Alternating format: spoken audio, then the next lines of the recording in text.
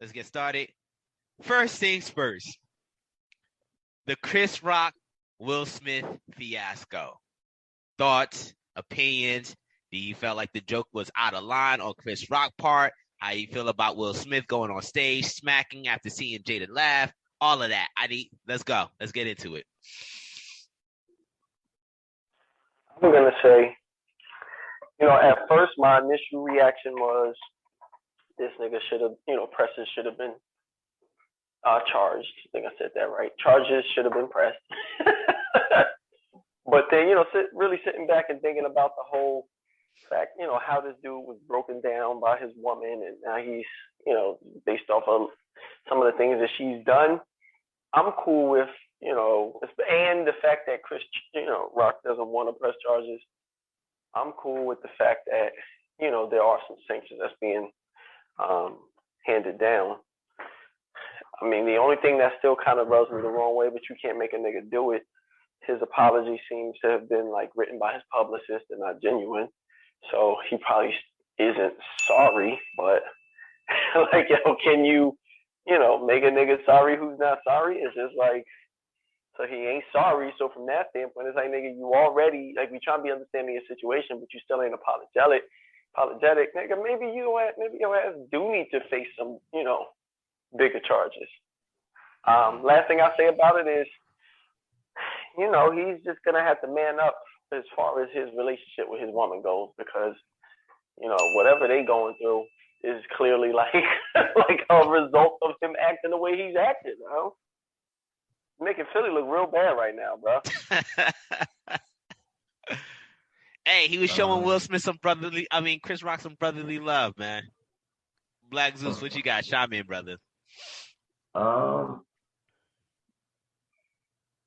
There's so many parts to this. Part one, Will Smith, just straight up, it was wrong for him to put his hands on Chris Rock. Period. Hands down. Chris Rock was a comedian doing his job as a comedian, roasting the celebrities. That's all comedians that come on to there. And the joke that he made was not out of place, targeted, nor was it heavy-handed. So it was just the slap was just completely out of line. Will Smith showed his hypocrisy because he laughed at the joke, and then when he saw Jada's, dirty look, put the battery in his back to go and, cross that line, And after he slapped Chris Rock and he was up there saying, keep my wife's name out your effing mouth, there's a little clip of Jada laughing at that point. So how harmed was your wife really? She was offended, but how offended was she really that she can laugh in the next moment that you go and do this foolishness? Mm-hmm. And real talk, it's he's been emasculated by her on Red Table Talk, basically putting down, she puts down Will wasn't putting it down in the bedroom, and I slept with, our son's friend. And I'm still in love with Tupac. So it's just bro, you let a woman completely emasculate you in front of the whole world, but yet somebody can't talk about her alopecia. You know what I mean? Miss me with the bullshit. Stay consistent with your shit, Honestly, I feel bad for Will Smith. I mean, with all his accomplishments and all the things he's done, his great career, he's gone, 10x past his wife, who's probably, bitter about that shit. And he's broken, quite frankly. I think the brother needs to divorce his toxic ass wife and get some therapy, because no matter what he does, he'll never be good enough for her. I mean, she for the streets. I mean, that's just what it is. He's middle class, nuclear family, conservative, whatever, brought up, right? And she out there looking for them street boys, you know what I mean? She for the streets. So you need to leave her the fuck alone. On the part of Chris Rock, I salute him. because my man, took that smack and was like, "Oh shit, Will Smith smacked the shit out of me," and kept it moving like a professional. Ate that shit and kept it moving like a professional. Where somebody might have been like, "Yo, I'm gonna feel that slap till August," or it might have been like, "Yo, you slapped like a bitch. No wonder your wife fucking around with everybody else." Oh, I can't say shit about your wife head, but she can go around giving everybody head. You know what I mean? Like, there's so many ways Chris Rock could have reacted to that. But you know what? I salute him. He's a better man than me. You know what I mean? Because that was the ultimate disrespect is you putting your hands on that man on national television for doing his damn job. Yeah. And would you have done that shit if it was a female comedian with the same joke? Because there's a rumor that that Amy Schumer was the one that wrote that joke. Or that's the one of the things they don't talk about. That a lot of these jokes at the Oscars are already scripted, and it's scripted by other folks. Yeah, good point. Exactly. Would you have put your hands on the LGBT? Would that have been okay? Yeah. What if Will Smith was white? He's one of the white actors, and he would have been offended about what Chris Rock said. Would it have been okay for him to smack a black Chris Rock dead? Or is it only okay because it's a black man slapping another black man, and that's okay with America? Final point is just the fact of, like, specifically to Black America, because I heard all these motherfuckers after the Tiffany Haddish, whatever her name is, Haddish comment about black men defending black women. All the ignorant ass, motherfuckers in Black America who are like, Will did what was right, and Chris Rock deserved what he got. Y'all the reason why black men are 6 feet under or in prison, because of this bullshit ass mentality that violence is the answer for every goddamn thing. Good point. Good point. Hey, Brother Smith, I see you on, brother. Chime in and turn your camera on.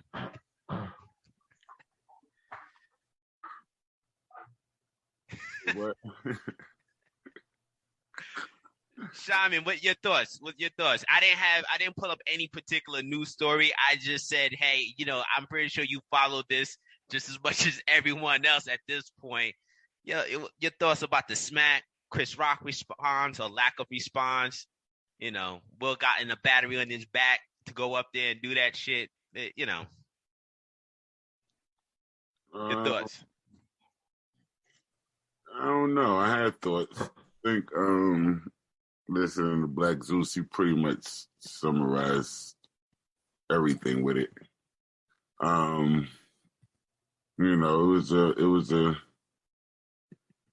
was a cowardice act. Shit was just bad on Will Smith's part, bro. Like, at the end of the day, like I said, not to belabor it anymore. I was looking at what you had on the screen, though. That wasn't a black woman joke. That wasn't a black woman joke. Yeah. Yeah, it's at the expense of black women. That wasn't a black woman joke. But at the end of the day, Chris Rock had a lot of brothers, and Tony Rock has been the first one speaking out. In defense. Would you like me to play the audio of Tony Rock? I got it up ready for you. I haven't heard that one. I'll rock it out real quick since Sid brought it up.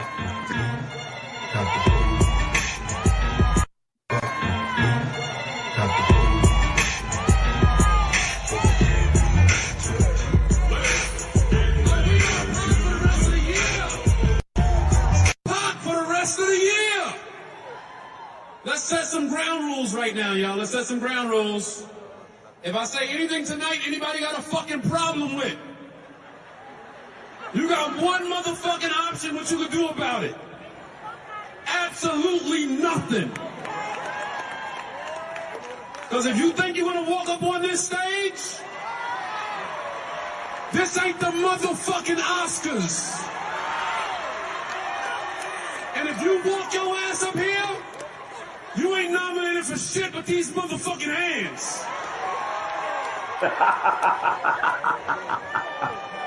Oh, we on Pac the rest of the year, nigga. Every time you see me do a show, Pac. I ain't want to start the show like that. You gonna hit my motherfucking brother? Cause your bitch gave you a side eye?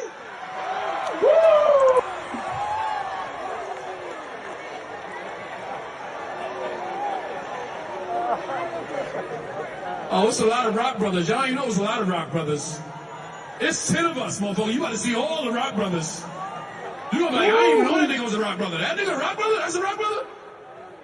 I ain't gonna start the show like that, but I just wanna let y'all know that shit ain't gonna ride. That shit ain't gonna ride, nigga. I don't got a lot of shit to lose, nigga.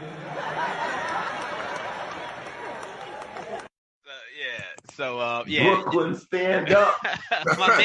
my man Tony That's my Rock wasn't playing hometown. that shit. I knew you was gonna bring it up, Smith. That's why I had it ready on deck. Yes. Yo, I didn't know. I had it ready on deck. Yeah, that kind of summarized how I feel about it. You know, and some people were saying, "Oh, why is Tony Rock stepping up?" And it's like, out of anybody else, Tony Rock is the person who's qualified to speak on it. Nobody else is. That's his fucking brother. Like, at the end of the day, that's his fucking family. You know what I mean? His fucking family was assaulted on national television in front of fucking millions of people. So he has every right to speak up and defend his fucking family. If Will Smith has the right to defend his fucking wife, then Tony Rock has every fucking right to defend his fucking brother. You understand? So at the end of the day, like, that shit was corny as hell because Will wasn't defending his wife in that respect. Will was defending the fact that he didn't want to get bitched out, talked down to again on his way home because Will thought the joke was funny. Will laughed at the joke. And like Tony Rock said, not until his chick gave him a side eye did he decide that, oh, let me go up here because she over here telling me that's why she like Pac better. You know what I mean? Mm-hmm. So that's exactly what she said. She was like, Tupac wouldn't let that joke slide. Exactly. My man popped up. Yeah, there was a funny ass meme saying, yo, Tupac, like with Jada face on it, saying Tupac would have shot his ass. I was like, damn. Yo, like, yo, I never seen a infatuation with a dead person for this long, man. I don't know. Tupac must have laid a D down, bro, because I just don't see that shit, man. But I give my 2 cents on this shit. I'm not gonna repeat a lot of the talking points you guys said because I think it was all fabulous points. I will say this, man. In regards to this article I had up in regards of like why our jokes are always at the expense of Black women, and I've seen a lot of this sort of, words are violence, and we addressed this with a book that we read in regards of coddling, the coddling of American mind, and I just see that comedy or just freedom of speech at a very delicate, space right now where people are so easily offended that I was having this conversation with my sister-in-law yesterday about the whole situation and how she knew some women who thought that the joke was very offensive. And I feared for the state of comedy. I fear for the state of freedom of speech going forward. So hopefully this creates a better dialogue in regards of, letting comedy be comedy. And, you just need to have tougher skin. And that be that, man. So here's my thing. Here's my question. The joke is always funny until it comes around to you. When we watch years and years of Will Smith making fun of Uncle Phil for being bald, it was okay.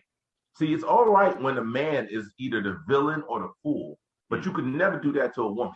I think the pushback on that will be, it was a scripted show, and all participants of the scripted show know what the act is involved. But whereas at the end of the day, so I'm Jada's in the audience. What they're saying is that it's an attack on Black women as a whole. We don't say that it's an attack on Black men or bald men as a whole. When we hear bald jokes about men, that's okay. But if you take the same joke about women who want equality, then it's not okay. Yeah, go ahead, Smith. So I think the greater part of that is that people really don't love themselves, because you're saying that the bald head is not beautiful. That's what I'm hearing come from you, or come from these women. It was, as Chris Rock said, it was a G.I. Jane joke. If you know about G.I. Jane, which Demi Moore played, who Demi Moore was actually a very attractive character in that movie with her shaved head, I'm not understanding. So we're saying, and she was a bad bitch in that movie. Yeah, exactly. So we're saying that because you have a shaved head, you're ugly. Is that what we're saying as black women? Is that what the black women are saying? Or that you're less of a woman? That you're less of a woman. You have a shaved head. I'll take it one step further. Don't show that picture. That's the one. I'll take it one step further. No, if you look at the history of black women in Africa, show me all the long-haired, down to the ass black women in Africa. Yeah, that's what I'm trying to figure out. Show me the Beyonce hair in Africa. And real talk, Jada was the one that went on social media and said that she was that she had alopecia and she had to deal with it. And all she could do was laugh about it, showing her confidence and her strength. Now, when somebody else makes a joke about what something you're supposed to be laughing about, you upset. Bitch, if you felt that insecure, you worth $50 million. What's his name? Will's worth $300 million. You couldn't buy a wig? Beyonce got a fucking weave down to her ass. All these chicks in the industry got weave down to their ass. You couldn't get a wig? Yeah, and again, I'm still going to lean on the fact that we think that bald is not beautiful, attractive. Yeah, shit. Who's the chick down there? Amber Rose, bruh. Amber Rose stayed rocking a crew cut, and everyone still was drooling after Amber Rose. Yeah, I'm just not understanding that. Is that what they're saying? Because that's what I'm hearing. I don't understand. Yeah. He didn't say, "Oh, bitch, you got a bald." He said, I can't wait to see you in G.I. Jane too. I don't understand. Like, I'm missing. What you got, Kel? You was about to say something. Go ahead, Kel. Yeah, didn't Jada post something like a day or two before saying that she was fine with the fact that her hair was cut? Yeah. Now, here's my thing. Like, you, Prad, Kelvin, Hawk, y'all remember the last time we had book club at my house and everything, and I think most of y'all met my homegirl Fran, who was in the Marine Corps with me, right? Mm-hmm. Yeah. Like, she stayed with a bald head. All right. Yo, not for nothing. Stayed with her head shaved. Stayed bald head. It ain't never stopped her from doing shit. It means so little to me. I was just about to say Fran had a bald head. Yeah. Yo, I didn't even remember that. I thought she just has.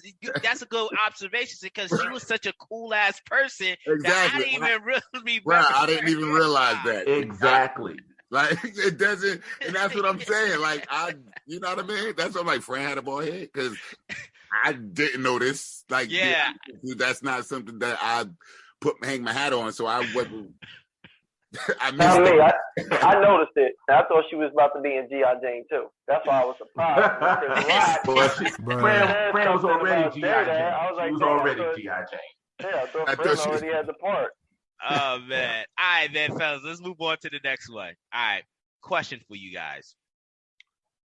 Real quick response. What is a woman? God damn. Female. Smith, you know where I'm trying to go with this. Yeah, but what is a woman?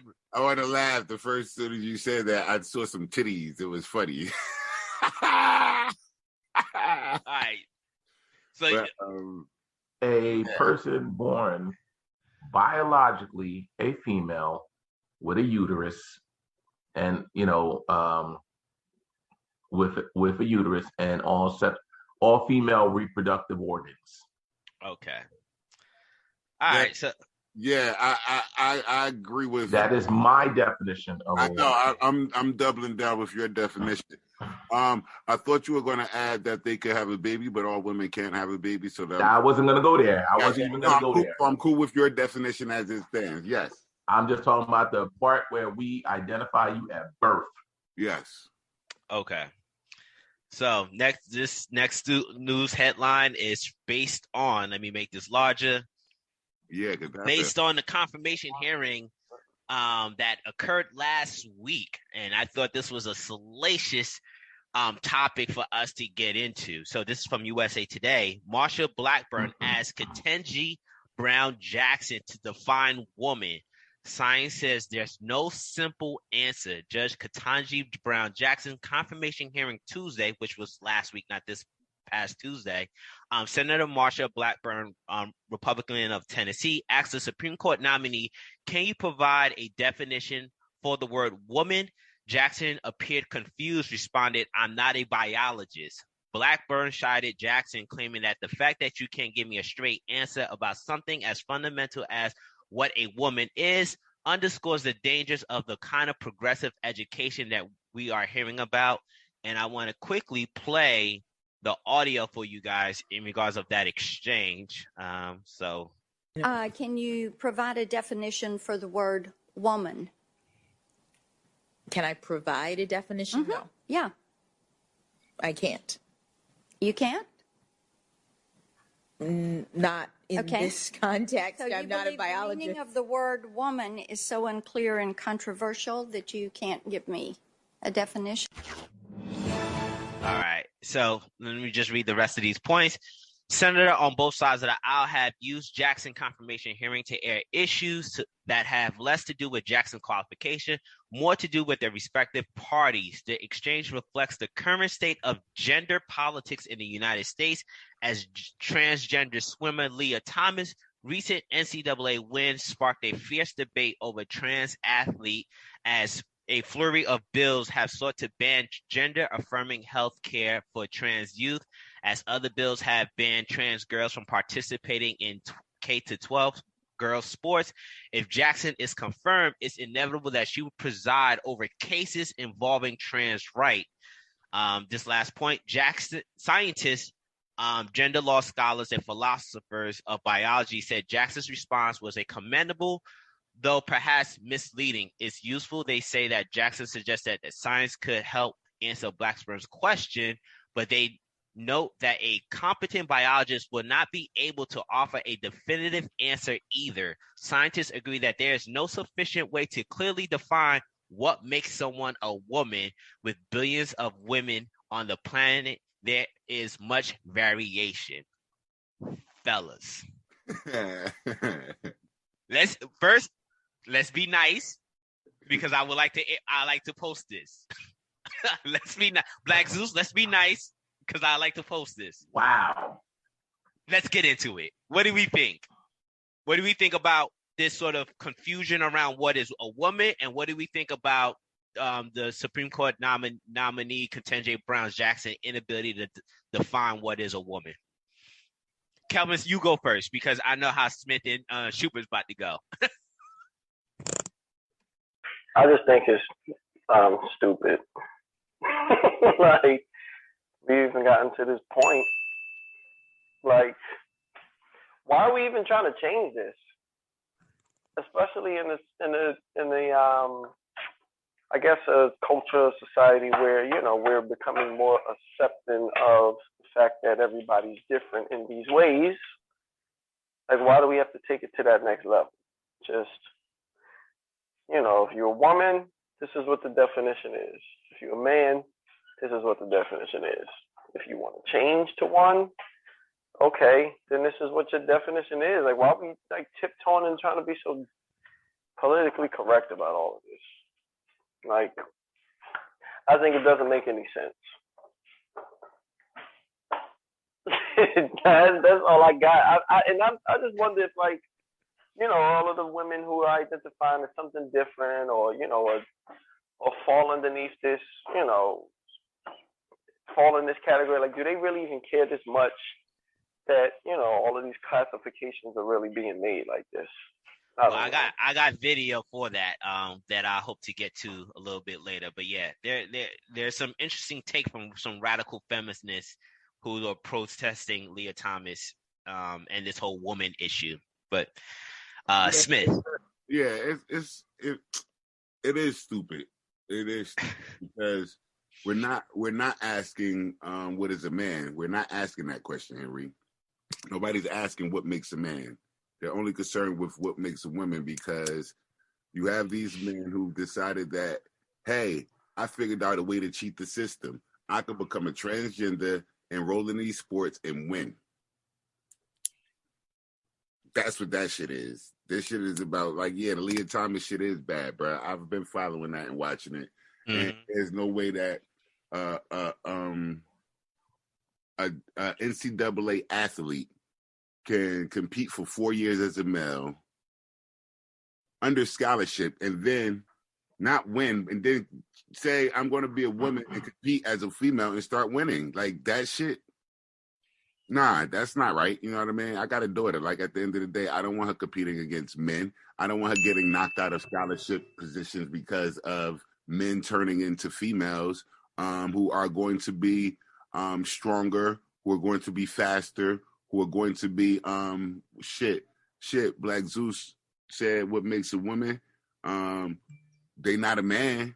So competing against a fucking man, they're gonna be losing. Like, at the end of the day, that shit is stupid. And for her to, I mean, she did leave it open. She should have had more of an answer. She should have just said simply, well, I'm a woman and I define myself as a woman and I don't have another definition for you, motherfucker. Like, I love that. Exactly, like, Smith. I am a woman. I don't know what else you want from me. Like, I don't know what other answer you're looking for. You know what I mean? Yeah. Like, when people ask about that, what are your pronouns? I'm a man. I don't know what you're really asking me about. I'm a man. I don't know about pronouns, bro. I'm a man. Whatever man is man, that's what I am. Like, what the fuck? So I just think this is more of a political thing, and they're using that. That Supreme Court nomination just to bring this shit out. But I think this is coming from you were saying, or do women really care? Yeah, they care because this shit is big as hell. But it's coming from higher ups that's in there, you know, still wearing the fucking high heels and thinking about changing themselves over.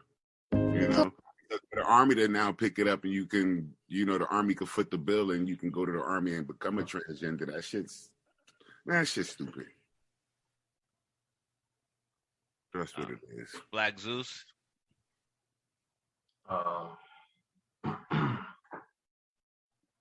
Let me be careful how I preface this. Yeah, it's hard to talk about. Yeah, exactly. It is. That's why I had to give you that pep talk. That's why I got off the box. It's shit hard to talk about. So let me say this. Let me preface this with this. Those that are transgender, that are born into quote unquote one body, but their mind, their brain, their soul, whatever you want to call it, tells them that there's something else. I do have empathy for them because it is crazy to think that you're not okay in your own skin, that you're not okay with who you are, what you are. Like, we all go through that one way or another, whether it's just like, oh, I wish I was bigger, I wish I was taller, I wish I was lighter, darker, this, that, and the other. We all kind of go through that a little bit, you know, so we have a little bit of empathy and understanding how something we're just not comfortable with our bodies. But to take it to the whole level where you're just like not comfortable with what you were born as altogether, I think that's something that I do feel empathy for, that, you know, that this has got to be mentally anguishing and hard on the individual, and that person definitely needs therapy, a whole lot of therapy. But as a society, not as an individual, but as a society, we can't function that way. You know, it's insane to me that you can have Black people from the darkest of the darkest to damn near white, and you have to say that person is Black. They can't opt out of that. As much variation as there is with people of color, you cannot opt out of that shit.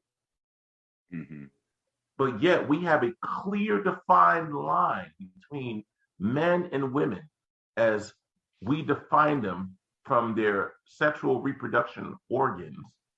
And I don't care if you're like, a person is not just their, yes, a person's not just their sexual reproduction, but the encasing that they are in is what we define them by as. Who they define themselves as, their character, their accomplishments, their goals, their titles, this, that, and that is each individual, person by person. But the encasing, the embodiment of what you are born into is clear in definition, unless you are, quote unquote, intersexual, having both parts. But other than that, if you were born a male and you have male genitalia, male reproductive, you are male. If you were born with female reproductive, you are female. Everything else is pretty much the same. Arms, legs, heart, lungs, all that's the same.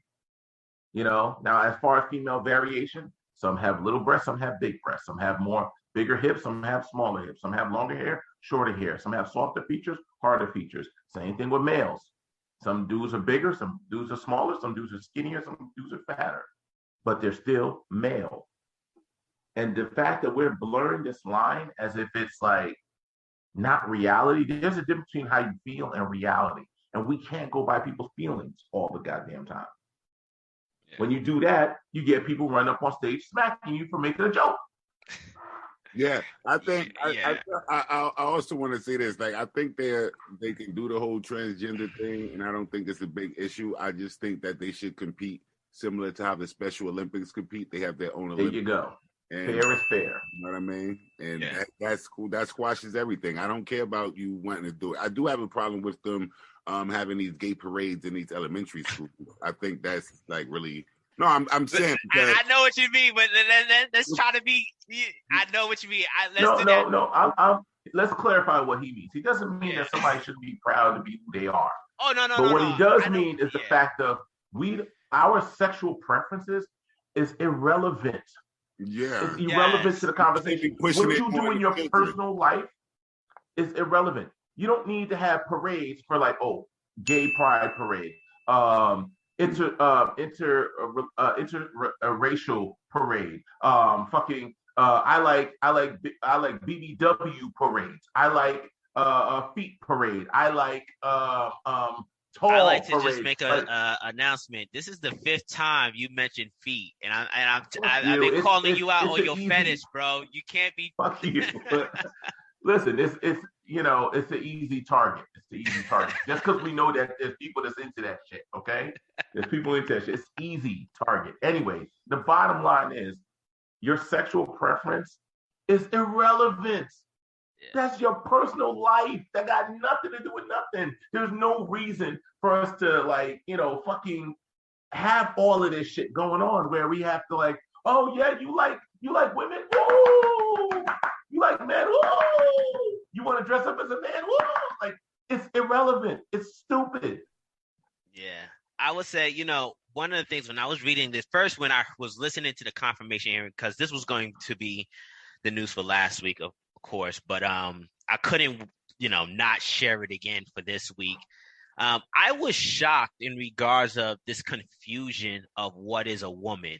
And I shouldn't have, but I also was shocked. I don't know. Well, Kelvin wasn't part of this discussion, but I think a month ago, I played that clip from Dr. Phil where there was Matt Walsh, the one heterosexual guy with the beard, and he was confronting the two LGBTQ representative, and there was a part in which he asked one of them, what is a woman? And they couldn't, it was like this sort of circle jerk response as to not defining what a woman is, but they were claiming that a woman could be a woman without any clear definition. And, to read this USA Today article and see that there, you got biologists and gender law scholars who are also on the fence of what a woman is very disconcerting in regards of where we're heading as a society. The last sentence right there that says scientists agree there's no sufficient way to clearly define what makes someone a woman. Yeah, I was shocked, bro. Scientists are they asking? I don't know, but where's that? That's what I'm like. Scientists have asked? Because I don't know any gynecologist that went to school to be a fucking gynecologist or what's the other one? OBGYN that did not understand the difference between a man and a woman. Yeah. That I can see where Cash is coming from. That is shocking to see something that like scientists agree there's no. So that's a crock of shit. That's a crock of shit. I want to see the study. I want to know who were the scientists that they picked for this shit, because that's a crock of shit. Like, let me get this straight. We can't fucking figure out COVID and get one consensus on that shit. But something that has been around since the dawn of time, we can't get a consensus. We can't get we're completely. Yeah, we're lost now. Yeah, we're lost. And I just want to play this exchange as to why Ketanji Brown Jackson responds. Virologists, this, that, and the other, that have all these different opinions and views and this, that, and the other. But like when it comes to female, we're like, I don't know. Yeah. I just want to quickly play a back and forth exchange between Senator Ted Cruz and Ketanji Brown Jackson's response surrounding her inability to find a woman and the importance of that. And you guys touched on it, but I just want to quickly just play this clip. Under questioning from Senator Blackburn, you told her that you couldn't define what a woman is, that you were not a biologist, which I think you're the only Supreme Court nominee in history who's been unable to answer the question, what is a woman? Let me ask you, as a judge, how would you determine if a plaintiff had Article III standing to challenge a gender-based rule, regulation, policy without being able to determine what a woman was? So, Senator, I know that I'm a woman. I know that Senator Blackburn is a woman, and the woman who I admire most in the world is in the room today, my mother. It sounded as though the question was... But let me ask, under the modern leftist sensibilities, if I decide right now that I'm a woman, then apparently I'm a woman. Does that mean that I would have Article III standing to challenge a gender-based restriction? Senator, to the extent that you are asking me about who has the ability to bring lawsuits based on gender, those kinds of issues are working their way through the courts, and I'm not able to comment on them. Okay, if I can change my gender, if I can be a woman, and then an hour later, if I decide I'm not a woman anymore, I guess I would lose Article III standing. Tell me, does that same principle apply to other protected characteristics? For example, I'm an Hispanic man. Could I decide I was an Asian man? Would I have the ability to be an Asian man and challenge Harvard's discrimination because I made that decision? Senator, I'm not able to answer your question. You're asking me about hypotheticals and well, I'm asking you how you would assess standing if I came in and said I have decided I identify as an Asian man. I would assess standing the way I assess other legal issues, which is to listen to the arguments made by the parties, consider the relevant precedents, and the constitutional principles involved, and make a determination. So, I think that the importance of her inability to define womanhood is going to, Smith, you pointed on early in your explanation in regards of court cases that will come up that's going to impact women's sport in particular. I got a video, which I'm not going to play. It's 3 minutes long and we're pressed for time.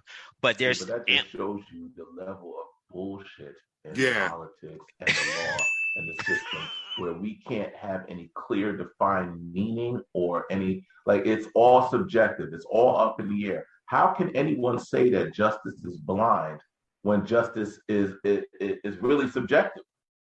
Yeah. It's really subjective. There's no objective reasoning whatsoever. So me and Smith can have the same exact problem, but we're going to get separate outcomes because, the wind blew a little bit to the left one day. Yeah. Go ahead, Henry. Do you think she really believes what she's saying? Hell no. What do you think, Smith? You think she believes what she's saying? Yeah. In regards of... I think she believes what she said as far as she did say that she's a woman and that Senator Blackburn's a woman and that she knows that her mother's a woman. Like, how the fuck does she know? She just said she doesn't know what a woman is. That's what I'm saying. That's the inconsistency. But she said she knows her mother's a woman. but someone pointed that exact same thing out. Like, how are you able to define these other people as women, but yet you can't give a definition as to what a woman is? Like, yeah.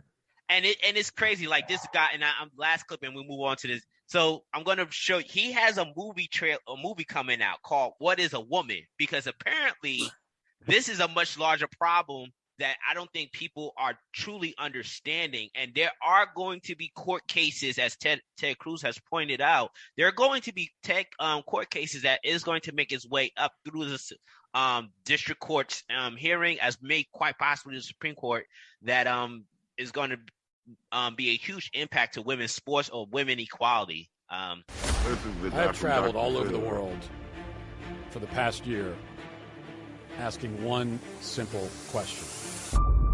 What is a woman? Look at him. Can't even answer. What is a woman? What is it? What is it? I don't know. People are laughing. Is that a dumb question? I've been asking everybody this, and almost nobody can answer it. What is a woman? What is a woman? That's a great question. If one person could tell me what a woman is. Congressman, thank you for being here. I think this interview is over. Let's turn off the cameras. I just wanted to know, what is a woman? And you're not going to find out. It's not a complicated question. But it is. So I can't wait for this film to come out. I will purchase it and see how that interview goes. It's very shocking that this has become such a complex conversation now. I would not have imagined going into the 2020s that having a conversation about gender and what is a woman is this complex. But I'm still trying to figure out the flip side, because if we're finding out what a woman is, we need to be finding out what a man is. I was about to ask, what's a man? I was wondering. That's true, Smith. So we know what a man is, but we don't know what a woman is. Trying to figure this out. They're going to redefine manhood. Just you wait. You got to wait we got to wait our turn. Because they do got the pill already, the birth control pill for the man. Yeah, we got to wait our turn, brother. Trust me. Just wait. I'm gonna try to get to these next two storylines and then get into the book, and then if we have time, hanging out later, we could go through the rest of the news story. So this one is from the New York Post. New York City landlord posts giant signs calling out non-paying tenants. In a sign of the times, a fed-up Queens landlord posts two giant banners calling out his allegedly deadbeat tenants for owing him $17,000 in back rent. My tenants on the first floor are not paying rent. Read the bold posters slung above the first floor rental of the 175th Street in Springfield Gardens. Landlord Calvin and Jean Thompson posted the banners, which can be seen from the Beltway Parkway, in the hopes of shaming their tenants into paying up. It was also featured in a TikTok video that got more than 14,000 likes in support of comments like, not paying your bills is ghetto. But nearly 200,000 eviction cases pending in the city after the pandemic protections and the state's eviction moratorium created a historic backlog, and the landlord sees humiliation as the next best tactic. The signs are very embarrassing and shameful for them, says Thompson's son, Calvin Jr. That's the only voice we have at this stage, freedom of speech. The signs seem to be working. Kathia Lamore tried to cut one of the signs down, Calvin Jr. claims. When she calls Uber, she won't do it in front of the house anymore, he said. She runs to the back, to the end of the block so they don't see them. It's uncomfortable that we have to hang these up, but we're $20,000 uncomfortable. So I think a sign is very minor. So let me just pull up the actual, I think I had the image. This is the image he's hanging up in front of his units. So fellas, your thoughts. Is shaming people is what needs to happen in our society to get what you want? At this point, I mean, I guess legally he can't say their names, right? Because I would have put their names up on there. too petty. At least their initials, Al. At least, or can they put like, you know, my tenants on the first floor in apartment 1C, not paying rent. Yeah, this would be like a last resort. You know, shaming people when you've tried everything else. I mean, they say it seemed like it's working to the point of they're ashamed, but they ain't paying. So I say that could go either way. Yeah. Because now they might really. I mean, I would say now they might feel like, well, I'm really not paying, but they probably felt that way anyway. So, yeah, I already know how I feel about this whole landlord thing. 17,000. Oh no! By any means necessary. Okay, Malcolm. Real. Yeah, I mean, like you said, I think it's very minor to put that up to try to get your money and see if it works. But hey, you got to try what you could try. 20,000 is nothing to sneeze at. Yeah. Especially if it looks like you're not going to recoup that. Like that's bad business. How does that work? Quick question. Okay, so they don't pay their rent. You owe me $17,000. Can I take you to civil court and get my money back? Yeah. Right. Yeah, you could try, but that's typically the process. And the success rate in non-landlord friendly states like New Jersey and New York, good luck. You might see a fraction of it, but yeah, that's what I'm saying. You like see a fraction of it, but you ain't gonna see the whole enchilada.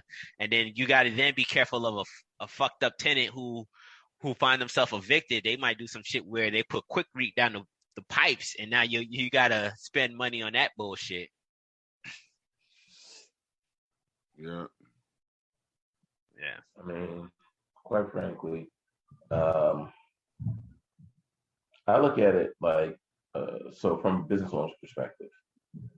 I put up the time, the effort, to take the risk of buying a property and fixing it up, putting my name on it, put my money into it, this, that, and the other. And this person comes in, moves in, and then the laws are in their favor, not in mine.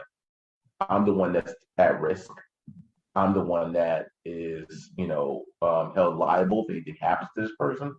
But yet, the laws are still in this other person's favor. Yeah. That's crazy to me. That's absolutely crazy to me. That's one of the reasons I never got into the real estate thing. It was something I had looked into. And when I realized how many laws are not in the landlord or business owner's favor in that case, I was like, fuck no. Yeah. I'm not doing that. Particularly in New Jersey. New Jersey is not what's up. Yeah. And somebody could literally be in an apartment not paying you rent 3 to 6 months because the court process takes so goddamn long to evict somebody. And, you're losing money and going further and further in debt with mortgage and payment and repair. And like Bradley said, this malicious piece of shit will cost you more money. Instead of looking at it from your perspective of like, hey, you made an arrangement, you agreed to this arrangement, and now it's time for you to pay up. You feel like you're being victimized and that I should just give you my space that I'm paying for free. Go fuck yourself. Yeah. And is it that he can't use their names because in this article they have the name of one of the tenants? Well, I think she was the one who was willing probably to talk about it. She was to say something, and she was probably the one. No, what I'm saying is it says the sign seems to be working. Kathy and Lamore tried to cut one sign down, so they're using her name in this article. So I'm asking, they couldn't put it on the sign. Or maybe she tried to cut the sign down, but that because she knows she's one of those tenants, but she didn't actually say. So they're just like, you try to cut the sign down, you must be one of those tenants. Yeah, that's what I'm saying. I'm saying he couldn't use they used the name in the article. He couldn't put the name on the sign. Is what I'm asking, because they used the name in the article. He couldn't put it on the sign because it's used in this article. Yeah, and that's interesting. I don't know, man, because if you put it on the sign, maybe a defamation suit could come about where now you're tarnishing someone's name, and now that might prevent them from doing anything else. Now, granted, yes, she's in this article, but she's in this article. That's what I'm asking. But she's co-signing. Like a few months ago, I was on the news with my dog but I basically waived my rights to be part of that news segment. And maybe Kathia, she waived her rights to be featured in this news piece. Whereas the other tenants like, yo, I don't want to talk about this. And therefore, I just want to remain anonymous. If they would have like put their name on the sign, then that could be a defamation lawsuit that the landlord could be facing. Okay. Now, here's the thing, right? On the other side of it, I don't know. On the other side of it, because I have to be objective, that you don't know what these tenant situations are. Not everybody is a deadbeat. Sometimes people are just hit, a rocky road, whatever the case may be. And their situation may be kind of fucked up. Not everybody has, a stable government or state job that they're not going to get fired from or whatever the case. Not everybody has, a college education or a high-paying job. Hey, Black Zeus. How the hell do you get $17,000 in back rent, bro? How you get that far? No. I hear that part. So I'm just saying. Here's what I'm saying. I hear about hardship, bro. Hear me out. Hear me out, bro. All I'm saying is, though I do side with the landlord, I have to be realistic and objective. Is that would we want this to become common practice across the board? That's why I was about people being behind on their credit card, people being behind on their car payment, people being behind on their PSE&G payments during the winter time because they can't shut it off during the winter. Should this be a tactic should this be a tactic that's embraced more often? So that's what I'm saying. It's like, if we put this straight across the board, you know what I mean? Because listen, we've all faced hard times, at some point in time in our life. A little bit of leniency, a little bit of grace, has gotten us through some hard times where we can get back on our feet. But if you don't give people that grace or whatever the case is, like, I don't know what this landlord has done. If he just said, no, I need all my money up front, or if he said, listen, I'll work out a deal with you. You know what I mean? You can pay me little by little. I'm not going to play these landlords out. They gave grace, bro. You don't get $17,000 in back rent, bro. And you don't ain't nobody charging $10,000 a month. Come on, bro. Like, nah. Hold on. It ain't like it's been over 7 months. And back Isn't this in New York? They're not paying $5,000 a month. Hold up. Wait a minute. Is this not New York? This is in Queens, New York. Yes. This is in Queens, New York, where a one bedroom can run you about $3,000. Okay.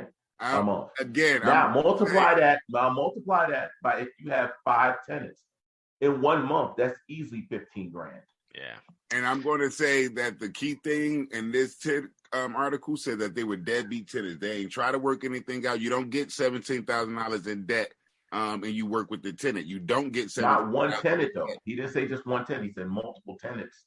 So the whole thing is, we don't know. On the first floor, and if you look at that house, that's only a 1 unit. It's only 2 units. It's his unit and the first floor unit. So it could be multiple tenants that's in that dwelling, but that lady that cut the string, she's one of the tenants, and it's only a 2-unit dwelling. You don't get $17,000 in back. All right, fair use. Let me just say that without working with the landlord, because any landlord, cash. Yeah. Not once you go 7,000, you already trying to work out something with your tenant, right? Yeah. Yeah. You're not getting to 10,000 and not working out 15,000. You're right. 20,000. That scenario, you're right. That's some bull. That's some bull. Okay, you don't get that far in debt for rent, bro. I'm taking advantage of the situation. You don't get that far in debt for rent ever. I'm not beat for that shit. Arizona, Georgia, Indiana, Kentucky, Texas, Colorado, Florida, Pennsylvania. Landlord-friendly states for anybody who's looking to move. Good one. Absolutely. Look, man. Kelly and I have these discussions all the time. I will not buy my next rental property in New Jersey. I am avoiding it at all costs. All right, last story, which I thought this would be a perfect segue into our book discussion. This was an op-ed piece. Typically, I avoid op-ed pieces to cover in our books club, but my man Smith, you see the headline. Yeah, I'm looking at the headline. So this is a New York op-ed piece. Why more Black women should considering marrying white men. I'm not going to read all of the points here, but let's get into it. Two of the most powerful positions in the United States government will soon be held for the first time by Black women, Kamala Harris and Ketanji Brown Jackson. Harris, as we all know, is the Vice President of the United States. Brown Jackson could soon be the Supreme Court Justice. But Harris and Brown Jackson also share a personal attribute that is equally noteworthy. Each has a white husband. The fact is significant. The effects of racism have left well-educated Black women with the paucity of Black male partners. According to Brookings Institute data, Black men are less likely than Black women to have completed high school and 50% less likely to have attained four-year college degree. Yet, despite the shortage of suitable Black partners, Black women have also been least likely of any minority group to marry outside of their race, according to data of the Pew Research Center. Let me just scroll to this op-ed piece writer's points. So a bit more than a decade ago, I published a book, Is Marriage for White People?, that examined the decline of marriage across American society and especially among African Americans, and focused in particular of the precedent of Black women.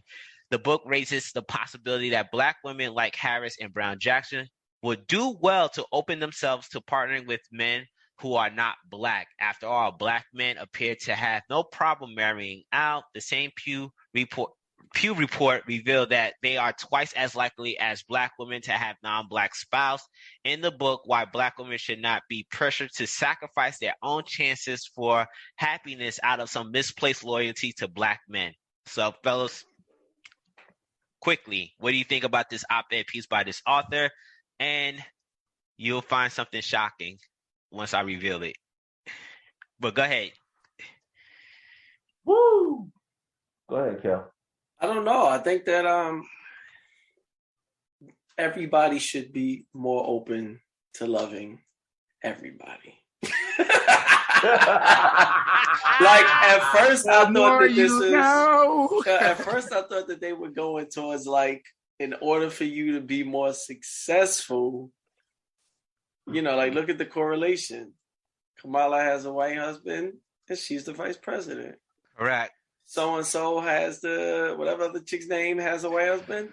She's about to be the Supreme Court. Do you want to be an astronaut? Like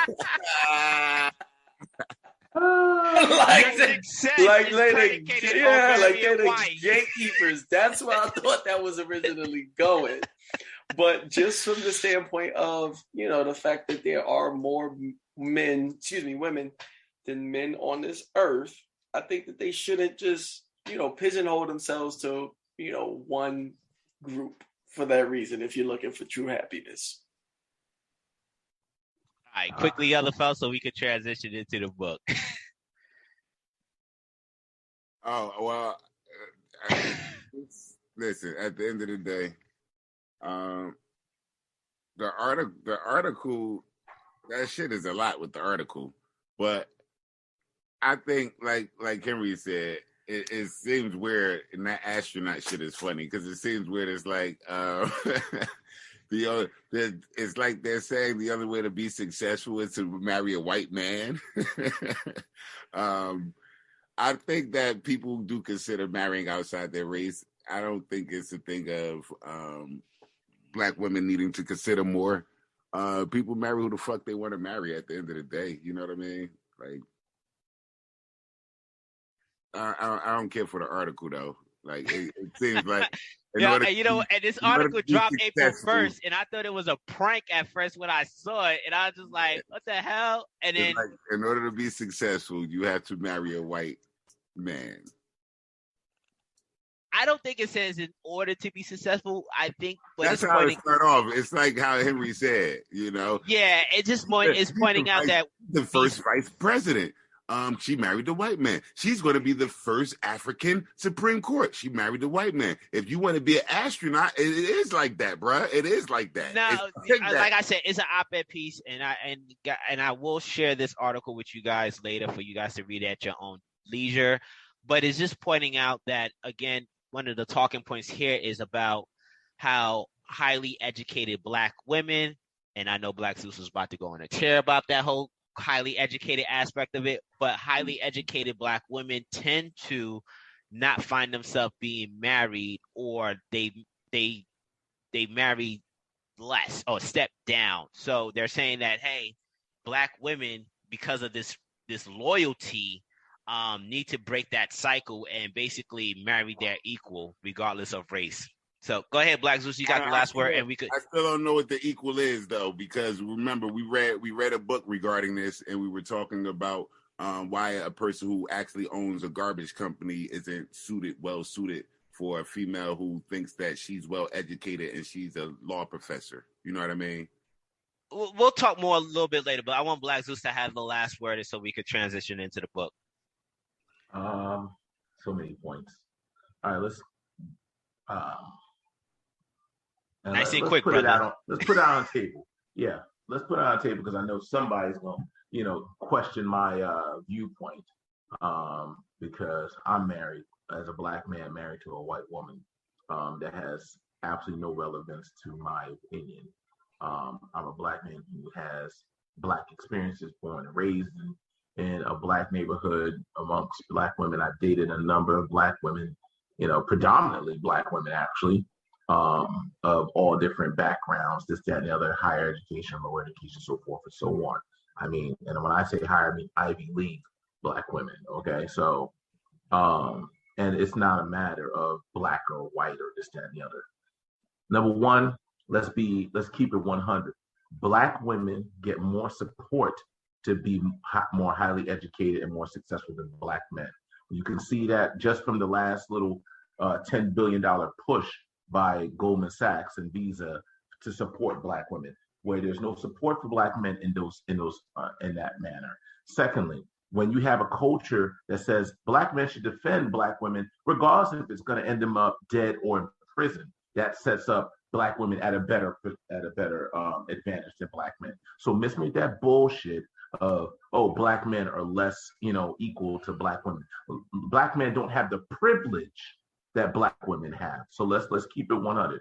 Secondly, the option of dating outside of your race. Black men don't look to date outside their race. It's just the fact that the options are open. All right, that's just what it is. Any Black man that's dated outside of his race will tell you 9 out of 10 times, it's not that he was, let me get an Asian woman, let me get a Spanish woman, let me get a white woman. They all are attracted to Black men because Black men, well, whatever reason, I'm not going to go into all of that, but at the end of the day, there's more women of other races open to the option of dating a Black man than there are women of other races, men of other races open to dating a Black woman. Why is that? Is it because they're racist? No, because let's be for real. We all know the stereotype of a Black woman's attitude and her masculinity and this, that, and the other, and how she'll check a dude and put him in his place, much the way that Jada emasculates and puts Will in his place. And nobody wants to deal with that shit. All right? That's just what it is. Nobody wants to deal with that shit. The Black women that are married to Black men or that have a good, successful relationship with Black men are the ones that understand, hey, to be with a Black man and have a good, strong relationship with him, you got to treat him fairly. You got to treat him equally. You got to treat him right. You got to treat him well. That's all Black men have ever asked from Black women, is for you to treat us well, not to shit on us, not to emasculate us, not to talk down to us, not to act like you got a problem with us because your ex-man or your daddy, but you had daddy issues, this, that, and the other. Nobody wants to deal with a bitch. That's the one thing. I've always heard this, you're not strong enough to deal with a strong Black woman. No, it's not a matter of strength. It's a matter of nobody wants to deal with a bitch, all right? Being a bitch doesn't make you strong, all right? Being supportive makes you strong. Being, caring makes you strong. And this final point of, them implying, not directly saying, but implying that Black women need to marry a white man that's equal on their level and this, that, and the other, is a crock of shit as well. Because at the end of the day, if you look at the history of Kamala Harris and this chick, those white men are way above them.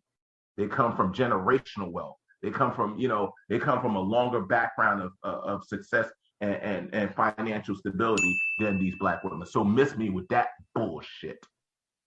On that note, goddamn, hold on. That felt fire. I gotta give that an applause. On that note, we're gonna go ahead and transition into the book. News stories, bro. I want to get your thoughts. So this is from NPR. The NFL is requiring teams to hire women or minorities as coaches for the 2022 season. The National Football League set forth new diversity and inclusion efforts for the 2022 season at its annual owners meeting, such as requiring its 32 teams to employ female or member of an ethnic or racial minority as an offensive assistant, the league said in a statement. Candidates must have at least 3 years of collegiate or professional experience in coaching football. Those persons will receive 1-year contract with a salary and benefits the organization announced. For the roles, the NFL will reimburse teams up to $200,000 in 2022 and $205,000 in 2023 from a league fund for coaches. Just want to read off the statements that the league issued surrounding this new initiative. In recent years, head coaches have predominantly had offensive backgrounds, the NFL said. We believe this resolution will assist greatly in continuing to source and identify diverse candidates early in their career, providing pipeline depth and furthering developing the diverse offensive pipeline. And basically, the NFL teams are currently submitting their diversity and equity inclusion plans for the 2022 season. Some initiatives include diverse recruiting, education and training, higher head of DEI, which is the diversity and equity inclusion, and plays equity analysis, the league said. So what do we think about this new quota that the NFL has for offensive coaches? And be clear, I'm open to the idea of diversity. I don't like diversity that's set by quotas because it's not based off of your performance. It's not based off of how well you do. It's just based off of a quota, which means that somebody else who might be better qualified than you will get knocked off because you fill a description.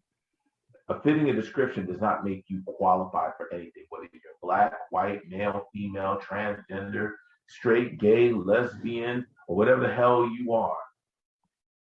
You know, being able to perform well and do the job goddamn well should be the only qualification for any goddamn job. Yeah, that's one part of it.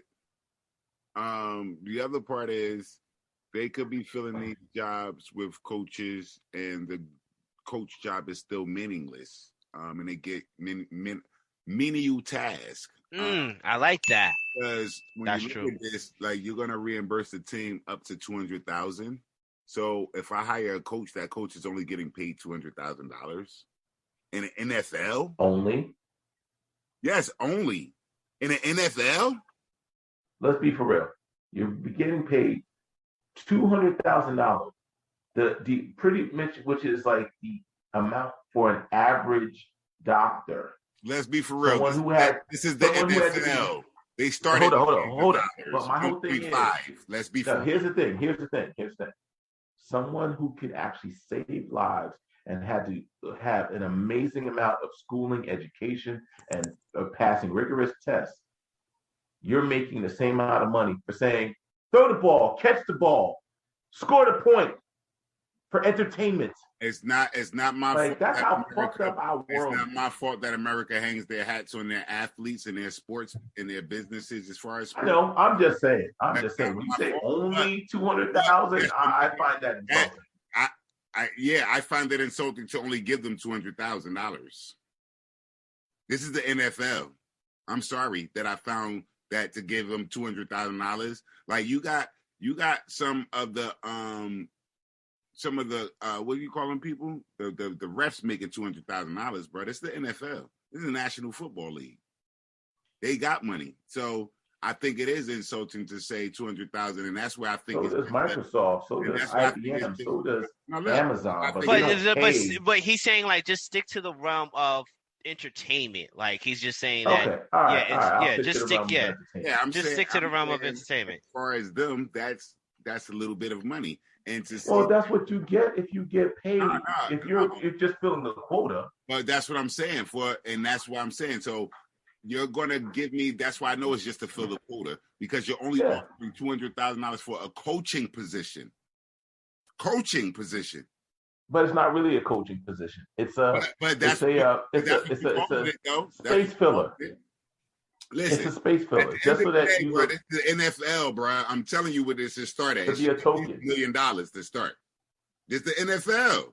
So to give somebody $200,000, that's a slap in the face. And what is that? Yeah, the average offensive coordinator in 2022 made $1 million. Like I know what I'm talking about as far as this. NFL. I know. I see. It's the same thing when I tell you all this. But if you're being hired, but here's the thing: if you're being hired just because you fill a quota, you're not being paid off performance. You're being paid off of being born a male, or being born a female, being born black, you didn't actually do anything. That's the double edge because so this all started because Brian Flores, who was highly qualified, just like Eric Bieniemy in KC, who was highly qualified, they are overqualified and should be given positions, but they weren't given the opportunity. So now Brian Flores ends up on Pittsburgh as assistant. You know what I mean? He still doesn't get a head job. And the NFL throws this into all of them because they're like, yo, why is it that y'all won't give black coaches opportunities? So let's try to force your hand. But in forcing the hand, again, I can make you a coach, but you don't have any real tasks. So it's still some bullshit. You know what I mean? Yeah, I think both of you guys make great quotes because I like, to your point, Black Zeus, I like diversity, but I hate it when it's through the guise of a quota, which is going to challenge, I think, and we've seen some cases like this, which is going to challenge affirmative action. But I love what you have to say because a lot of times when companies' hands are tied in regards of having to meet these quotas, they're like, all right, well, we're just going to open up a job position. It's meaningless. It's whatever. We just going to say we've met it so that way you guys can get off my back. And it is what it is. I give you the bullshit job because guess what? The league has a fund for coaches. Yeah. So I'm just giving them money. I'm getting reimbursed. So I don't care who I hire for this position. Here, take exactly. You ain't going to be doing nothing but pushing papers anyway. You know what I mean? Yeah. And that's why I'm saying for it to be $200,000, I know it's some bullshit ass job. Yeah. Because this is a coach in the NFL. You don't get $200,000, bro. Yeah. Average salary. Like that's like $200,000 is not even the rookie salary, bro. Yeah. You know what I mean? Like coming in as a rookie, you get more than that. This is the NFL. Fuck. So that means you're just giving us some bullshit ass job to say you did it. You complied with the mandate, and it's going to be what it's going to be. It's not going to make football better. Shit. Nah, man. Nah, it ain't going to make it better. It's I don't know, man. I when I saw this headline, I was just like, really? The NFL, especially when the NFL is based on your merit and accolades. And granted, they kind of put it out there that they must have at least 3 years of collegiate or professional experience in coaching football. I get the minority men most likely will meet that criteria. I just don't see how you're going to get women. Women, exactly. Fitting that. It's bullshit again because, so at the end of the day, I'm getting a 1-year contract. The fuck out of here. It could be. Yeah, you're right. No, it tells you those persons will receive a 1-year contract with a salary and benefits. Yeah. A 1-year contract. Look, if I'm on someone who's going to be on the receiving end of receiving this bullshit, I'm all for it. You know, if that's your mindset, like, yeah, I'm a woman, I don't know shit about football, they're going to hire me anyway. 1-year contract. Yeah, 1-year contract, $200,000. I'll take it. That next year you don't got no job, damn it. Yeah. I don't give a shit. I read between lines. I mean, you got a 1-year contract, you're going to make this $200,000, and then that's... Man, I just think that the NFL pandering to this, and I think Black Zeus might agree with this, and you too, sir. The NFL pandering to this is just going to open themselves up for further lawsuits down the road. Yeah. That's what I think. I think this is, like, you should have deal with the Brian Flores situation by itself and rectify that. But don't trot this shit outside. You know, don't do this. You know, I think this was too much. I don't know if you guys want to go back and talk about this writer of this New York Post op-ed piece telling black women, yo, marry white. Listen, I said my piece. Yeah, I agree with that one. I said my piece. Like I said, y'all mad because brothers got options. Brothers didn't make it that way. Brothers wasn't going out the hood looking for other women. Those women were interested in brothers. I know Smith has been outside of the hood. Smith, did you go looking for anything outside the hood, or was those options made available to you? Those options were made available. Exactly. Yeah, I just want to read this one paragraph that's very this author went in. You know one of the things. Here's the thing. Ask how many black women have been now. Here's the thing. Ask how many black women have been approached by white men, Asian men, Indian men, men of all other races. Mm-hmm. I asked them how many have been approached by another. It'd be interesting. I gotta tell you, I've been approached by Spanish, black, white.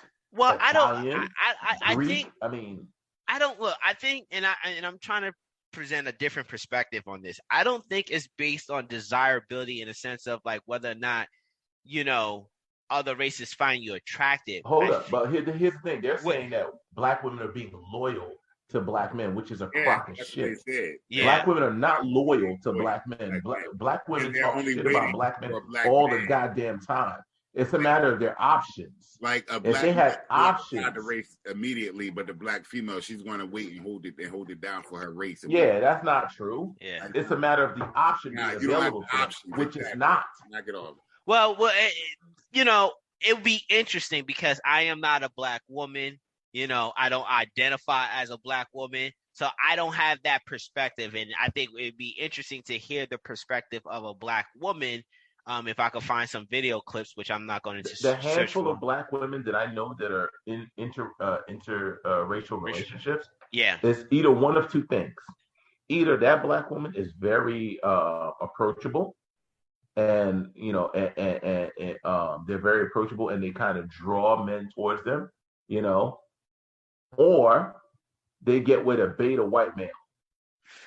Regardless of that, but what's the socioeconomic I'm just telling you what I've seen. Okay, but what's the socioeconomic status of that white male or that non-black So that white male? male, so one of those white males, he's in like around 300,000 a year. Okay, but that's the beta white male. It now, doesn't the other matter. White male, yeah. Now the other white male, he is somewhere around 600 or 700 figures. Okay, but he's approaching the more what do you call it? More approachable black female. The more and I truly get that. But what I'm saying, and I think what you're highlighting there is the successful. This is not across the board for all black women. We understand that not all black women is going to meet this sort of success. But I think with this author, and I'm going to share this article with you guys so you guys could really truly read it. What people want, bro. Look at this. But hold on, let me get this point out. What I'm saying is, I think what the author is trying to address is your highly more successful black women are having this sort of conundrum that they're being faced with because they are not meeting similar black men with their level of education and their success. And because they're beholden to the race, they're just like, what are their options? And this author is saying, like, look, if you encounter someone who is non-black and he meets and check all of your requirements, then you should explore that option because not a lot of black males are checking the boxes of education wise or maybe even success wise. So it's just but my whole problem with that argument or that talking point is that you're acting as if these black men are just failing on their own and that these black women are regardless of what's on their own. But again, Schubert, we talk about that. You apply that today when we have our conversation about race. It's just like when I say, I'm all for reparation and you're not, I'm looking at it from a historical standpoint, like, the black community didn't get this way on its own, but you sometimes don't look at it that way. You'd be looking at it like, what is it doing now? And I'm taking that stance of what you typically would do in that situation. Is like, I get where and how black men got to the place that they are, where they're not meeting the equivalent merits of black women today. I truly get that, but what is happening is that the black women. Brad, but hold on, let me finish my statement. But what I'm saying is the issue is that you have Black women today who are in Harvard, who are in these Ivy League schools, who are becoming movers and shakers in American society, and they are lacking the Black male counterpart to do that with. So therefore, this author is saying, like, look, rather than staying single and lonely and with a dog, as Kevin Samuels will say, how about you open up your options and say, date out? And that's what it is. That's all. But here's the difference. When we talk about things like redlining and Jim Crow and things that are in history that are no longer active, to prevent Black folks from moving up and forward, it's a different conversation versus we know as of right now, we've talked about articles within this past year of support systems for Black women. What are you talking about? UBI, or you're talking about the $10 billion push by Goldman Sachs and Visa. If you're talking about the systematic the systematic way that they're talking about giving women more opportunities in football and this, that, and the other. Like, women are getting a push up while men are being left behind currently, not like they're on equal ground. If we were talking about they were all on equal ground and now you still see women moving forward, I'd be like, yo, you niggas need to step up. But you see currently that women are getting a push up while men are being left behind. Yeah, I see that part, but at the end of the day, I still think that this is a preference, and I don't want to hear the concept of, well, a Black female feel like she's waiting around for a Black male. That's bullshit. When I think of these mixed relationships, I think of people that's closer to what is it, Tia or Tamara Mallory? One of them is married to one of the twins is married to a white guy. Her sister's married to a Black guy. You know what I mean? They're twins. Kind of like the Vanishing Half that we're reading. We got fucking twins. One is married to a white guy. One is married to a Black guy. But they're fucking twins. You understand? That was a choice that they made. You know, she made that choice because she said, this is what I want. You know, I want this man. This man makes me feel good. When I look at Serena, who is married to a white man. So not that these sisters ain't dating outside their race. So let's take that shit off the table. It's the bullshit that these sisters still got some shit going on, and even though they go outside their race, they're not able to marry because they still got some shit going on. So it's still individuality. You know what I mean? Thank you. It's this we all can't find. No. You can't find because you got with you. That's the issue. You can't bundle this up as one whole race thing because it's not like that. You know what I mean? It's a problem with you, sister. You got an issue. And that's the problem. You know what I mean? It's an individual thing. And I'm gonna stand on that. I don't want to go with the article of date outside your race. No, you date who you want to date. It doesn't matter. Absolutely. Who you're gonna find love with or who you're gonna fall in love, you're gonna find out that dating outside your race, that might not help you. Because that's not gonna do shit for you. Might still be a toxic individual. Exactly. Well, I think what the book also is addressing is Black women. Now, the both of you guys' arguments. I'm just playing devil's advocate here. You're saying that they wait around because they don't want to date outside their race. Correct. Why are you waiting around? Who's telling you to do that? You see what I'm saying? And I'd like to see who's dating around. Hold on. Let's finish. Wait, because the other part is this. You all said this before. So she's going to put her head in the books, not trying to find a male while she's in college, put her head in the books. Now she's 45 and she's trying to find a male that's on her level. As already not said, I already stepped outside and found somebody else. Yeah. You understand? So you gotta know that, there are more females and most of the quote eligible guys, they get taken up fast. But it's not that you date outside your race, but at the end of the day, who wants you? Like, don't get it twisted. Who wants you? Exactly. Because you are who you are, that people want you. You might not be that chick. Yeah. Sorry. You know what I mean? Now, so for instance, if Jada fucking left, if Will left Jada long time ago with all this toxic bullshit, and Will happened to find love with I don't know, some white chick. Everybody be like, oh, he's this, that, and the other. Blase. But nobody would say, well, Jada. From that movie. Huh? The white chick that he slept with from that movie. Whatever. I don't know what movie you're talking about. Yeah, that's where the whole thing started coming out, where Will and Jada started falling apart because he slept with the white chick in the movie. I don't know. Yeah, it'll come back to me. But at the end of the hold day, up, Hancock. Yeah, the one from Hancock. Well, she was kind of bad though. But real talk though, it's like regardless of whatever, my point is that Jada never wanted Will in the first fucking place. She wanted a thug nigga, and that's the thing. A lot of these chicks never admit to the fact of they make bad fucking choices. They want to go after the thug nigga instead of the one that's good for him, instead of a Will Smith, instead of a Bradley, instead of a Kelvin or whatever the case is. You're not tough enough or thug enough for me. I want the exactly. And so, don't forget, like Will didn't only have this problem with Jada, he also had a thing for Pepper, of Salt and Pepper, and Pepper was like, "Nah, you ain't thug enough for me." You ain't thug enough. Well, you know what?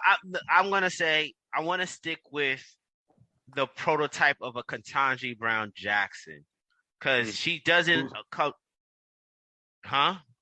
No, I was gonna say who were you talking about? Then I remember. Supreme Court lady. The Supreme Court pick. Yeah, the Supreme Court judge pick. But so I want to stick to that prototype. This type of female who comes from a lineage of.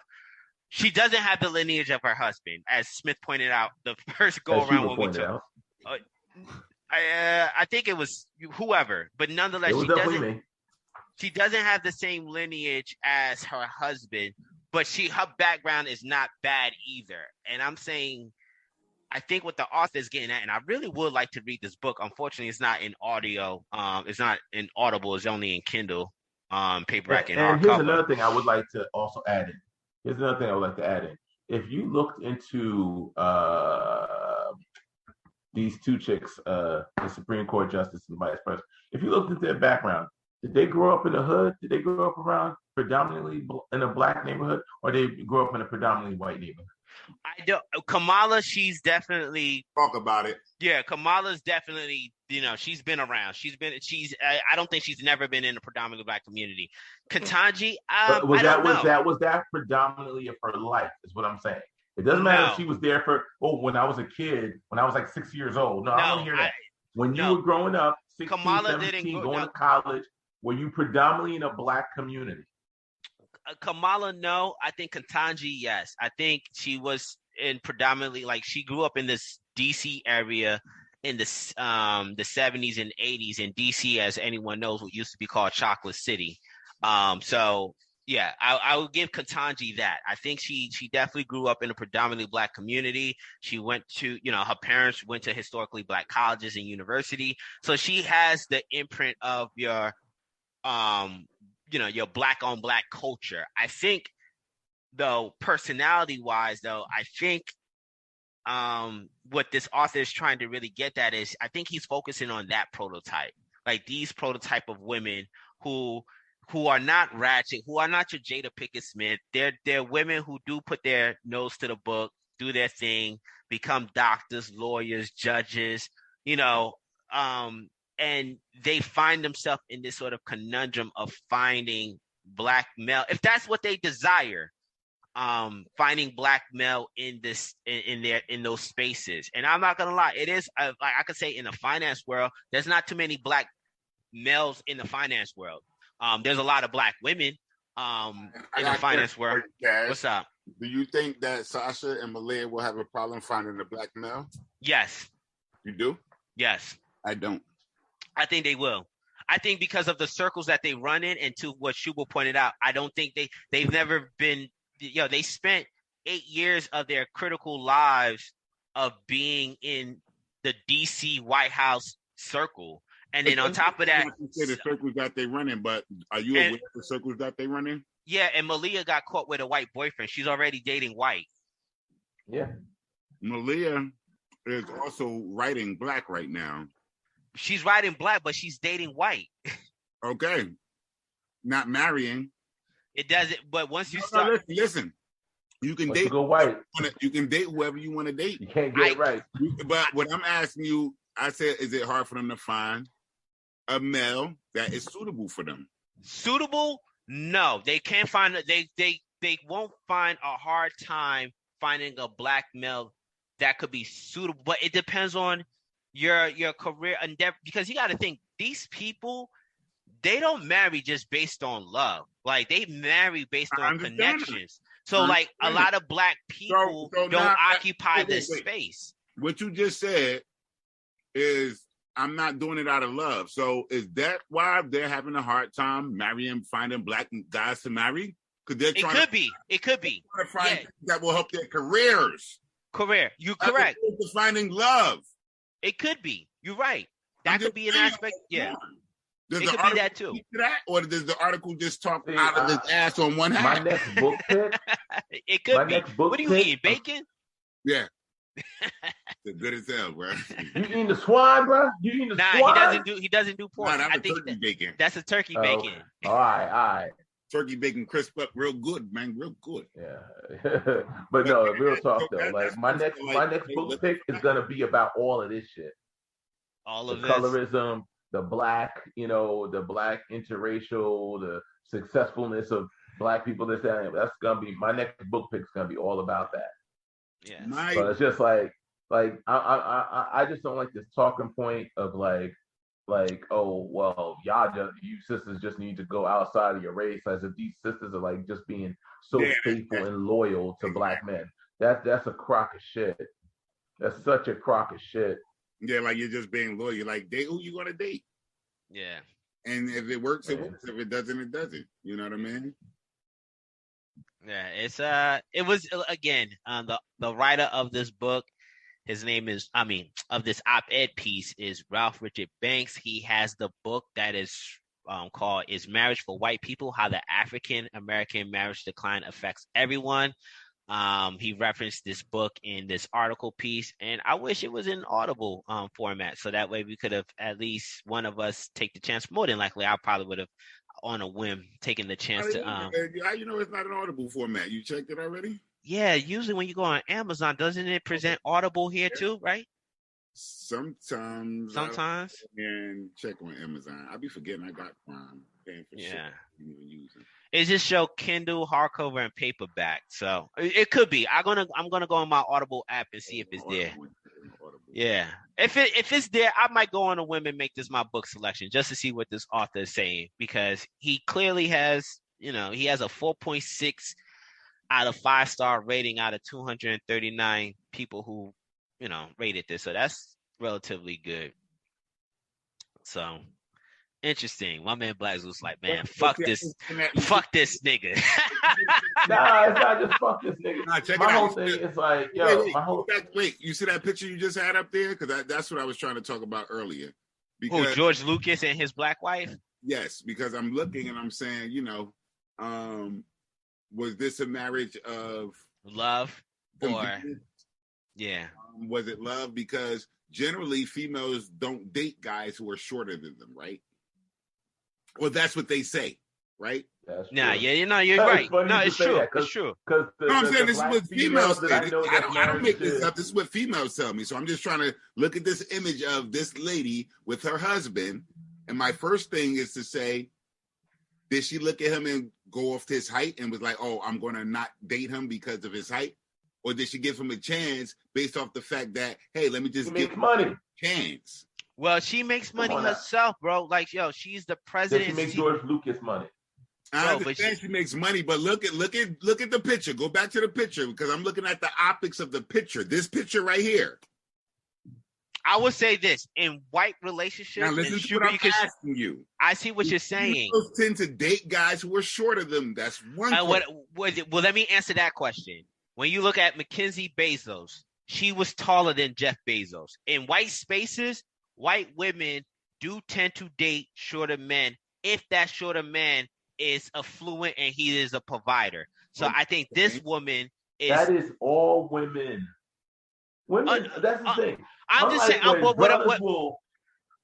Dudes will actually look the other way when a woman on her wage, on her this, that, and the other, if she makes him feel right. But women will look the other way on their standards if a dude's money is right. Or his status is, yeah. If he, but are you mad at? I'm not mad at that. I'm not mad at it. All I'm saying is the fact of, my question. Here's the thing. I'm not mad at it per se. I'm only mad at it when women act like they got such high standards of men. And the truth, you broke up. That's what happened last time. Black women say, "Yo, I had enough of this motherfucker." Yeah. So they froze his connection. That's my thing, because it's like, do you come to a point or get to a point of age? She's only. The man said, "Well, baby, you look too." We lost a good portion of that because you froze. That Black Zeus. She wasn't. Can you hear me now? Yeah, we can hear you now. Yeah. My whole thing is that a woman has no problem telling a man that he's too short or too this or too that, not right for this, that, and the other, except if his money is right, then all of a sudden she sees him in a whole different light. Exactly. While at least dudes could be consistent and be like, yo, it don't matter how much money you make, how many degrees you have, if I don't find you attractive, I don't find you attractive, period. All right? And my question is, because you pulled up her Wikipedia, so I could see that she's only 52, right? Correct. So did she settle for George Lucas because she couldn't find a black man that was an investor like she is? Because he's shorter than her. Was she holding out for the black man? Was she holding out? I'm just trying to figure this out, because she's only 52. I don't know how old George Lucas is, but I know he's older than 52. Yeah, George Lucas got to be in his 60s. 60s? Yeah, he got to be older than that. Yeah, he's 70. Star Wars came out. Yeah, that's what I'm like. I'm thinking about Star Wars, bro. Like, he got to be like shit. He's 77. He's 77. Yeah, I was gonna say I'm 40. Hey, I'm not a Star Wars fan, so I don't know. I just took a stab. 77. She's 52. I'm just saying, don't play me with these bullshit ass articles, bro. Don't play me with that bullshit. I don't hear that bullshit. That's all bullshit, bro. Yeah, as soon as your money is right, you look the other way on everything. Mm-hmm. So miss me with that bullshit. I'm trying to figure out Cash. Here's the thing. Wait, but I know you and your wife got things in common. Like Zeus, I know you and your wife got things in common. You all are around the same age. Now, you got about a 22, 25-year difference between these two. That's significant. That is huge. That is huge. And it's a cultural difference. So miss me with that bullshit. I'm just saying, what love did they find? The love of money. I'm asking a question. The love of money. You know what I mean? I'm asking a question. They met at a business conference. Like I said, miss me with that. So they the love of money. The love of money, exactly. But are we upset with that?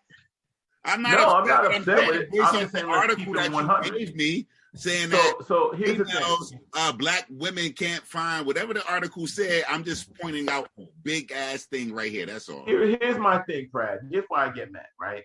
Mm-hmm. All this talk about equality. You know, we want our fair share. We want our fair pie, this, that, and the other. But then when black men were doing better than black women, we had no problems with saying we're going to pick up black women, we're going to pay for black women, we're going to provide for black women, blah, blah, blah, blah, blah. Now that black women on top, ain't none of these niggas good enough for me. Bitch, when you was broke, who the fuck was taking care of you? So now that you got the upper hand, I ain't good enough? Suck a fat white dick. Oh, that's right. That's exactly what the article's telling you. So Black Zeus is very right with that, and I don't know how often that happens, but I think I told you all the story of my track coach when I was in high school, and he was the track coach and other coaches, and he was a gym teacher and a phys ed teacher, and he basically put his wife through school, and as soon as he put his wife through school, she left him, and she left him with the kids. You know what I mean?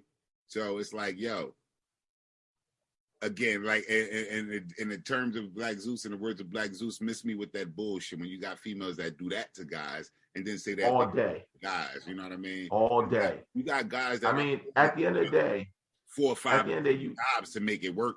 You know what I mean? Just to make you happy and do what they need to do. But you gonna do that shit? Like, nah. You know what it is, Pratt? Here's what boils my blood. It's the fact of this article's presenting it as if these black women are so noble that they're staying loyal to black men, but black men aren't stepping up to their nobility. When it's like, no, these black women are fucking opportunists.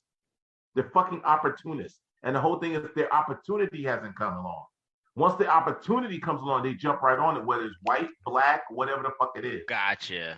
So miss me with the bullshit. And when I see Ketanji's daughter and how Ketanji's daughter looks at her mother, I'm like, she's probably going to date white. She's going to date outside her race. Yeah, she will. I don't have a problem with that, though. You know, I don't have a problem with it. I mean, it's like, date whoever the hell you want. But like Zeus said, don't be having these articles talk about you sitting there waiting for black men and you're being so noble that, oh, we only date black men because we just love them. So I miss me with that bullshit. You know, the only woman. Now, I agree with all the talking points. It just makes. I just had to play devil's advocate, fellas. I just. But here's the thing. You know, the only black woman that lives up to this shit. What's up? Oprah. Oprah's the only black woman that lives up to the whole. You know, I make a stupid fuck amount of money, and I have hard time finding a black man. Yeah, I'm gonna get with a black man that's not quote unquote on my level. Hey, I got a question. All right. Is old boy? At least Oprah's probably the blackest black woman ever that can actually say, you know what, I'm gonna be with them. He ain't never gonna make my money, but guess what? He made me feel good at the end of the day. Wait, what was this question, Smith? Is he married to? What is he married to? Is he married to a white dude? No, he's talking about the author of the book. Married to a white dude. I saw a white dude with his kids. So I was asking. Nah, hold on. Oh, it looked like that could be his wife. Did you say is he married to a white dude? Yeah. No, he's trying to figure out, is the author married to, like, what is his angle? Because I think that's what he's trying to point out. Like, it was a picture. No, it was a picture up there with this white guy. Is the author male or female? Look, wait, stop there, Cash. You see the picture with the white guy holding the 3 kids? I thought that was his husband. That's right. Nah, that's Andrew Luck, the football player. Oh, okay. I couldn't see it. That's that's Andrew Luck. I think this is his wife. Oh crap, this is not it. This is his wife right here. Okay, he's married to a black woman. He's talking from the perspective of his marriage for white people. Yeah. I would like to see what he's talking about. You know what I mean? Like, that's what I'm saying. I'm curious to read this book. I'm curious to hear the talking points of this book because it's well reviewed, and secondly, I'm curious to see the conversations he's had with black women in particular, being that he's highlighting this as a conversational point. So I'm curious because I don't talk to a lot of black women regarding their marital status and their struggles for marriage. I deal with a lot of them. So I don't know. But he's clearly has gone out his way to do that. But I think this book probably is talking about in general, like how black people just don't marry at the rate as other racial groups, which is true. We don't marry whether black men or black women. But you already know that's a long road. That's a long black history is our history. Yeah. Yeah. Well, the counter argument would say, during Jim Crow, black people had the highest marriage rate. But then coming out of Jim Crow, our marriage rate went in the toilet. So it's just like, what happened? No, it wasn't just Jim Crow. It was the whole, like, the welfare system and that's what it was that part. It was still a part of, through this, you're not supposed to get married, but we allowed to get married, so let's just go marry, and then it's more feasible for you not to be in the household. Yeah, you understand? Like, it's a whole history with that. There's a whole history with that shit. Right. So marriage to white people, there's a whole nother history. So I would like to see if he dives into the history of why it's hard. You know what I mean? I want this shit in Audible, bro. This would be a good book for us to listen to, man, so we could dissect away from your family and all that shit. Like, it's a whole lot of it. Yeah. Oh, give it time. Maybe we'll circle back to it. Maybe it'll be if it picks up really well. Yeah, hopefully, man. Especially now that he didn't resurface it. It doesn't say it's marriage for Jews. It doesn't say it's marriage for Hebrews. It says marriage for white people. You know what I mean? Yeah. The funny thing is that certain thing as far as getting married and all that and getting killed, but I know that black people, African Americans, went through a whole nother ordeal with that shit. Correct. Yeah. And that shit, listen, like I said, shit be innate. You don't understand what people remember, and it's easy to just try to wipe shit under the rug. But that's what I say. After 400 years of fucking people up, that shit seems easy. But look at how old girl Desiree was able to run off these fucking these racial. You know what I mean? Like, you don't that shit, bruh. That's one, interesting story. It's official based on all the plastics that's in the ocean and the way we kind of treat the environment. They found microplastics circulating in human blood for the first time. Yeah. I don't know if you guys have any. When I started learning about dust mites and all that shit, and I did a whole in-depth study about dust. Yep, it doesn't surprise me. It's like, okay. I would say this. So in New Jersey, I think we got May 4th. Is it May 4th? The plastic ban? Bro, yeah. I am not looking forward to that shit, bro. Well, you need to be looking forward to it, bitch, because it's happening. It's happening. Motherfucker, you live in Montclair. They already did that shit in Montclair. But, yeah, bro, I could go. You can't get plastic straws, plastic anything in Montclair. Bro, just because I live in Montclair doesn't mean I do everything in Montclair. I want to tell y'all this, though. I do really enjoy a plastic straw. Exactly. Bro, that paper shit that they give you,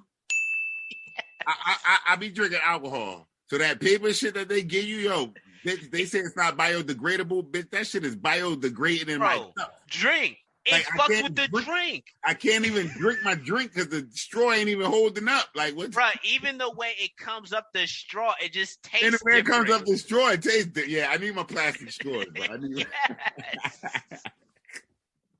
I need my plastic straws, black. So 30 seconds after you put that paper straw in there, it disintegrates.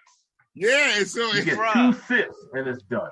And it's just not the plastic bags. I didn't even think they're doing that shit with the paper bag.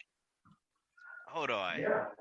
No, you gotta bring your own bags to the stores. Yeah, bro, the shit is crazy, bro. But you got your own plastic. You can still bring those back to the store, right? Understood, but like, I would say this: when my wife goes shopping, she does have the reusable bags. But sometimes I like using the plastic bag in case I need to carry some odd shit.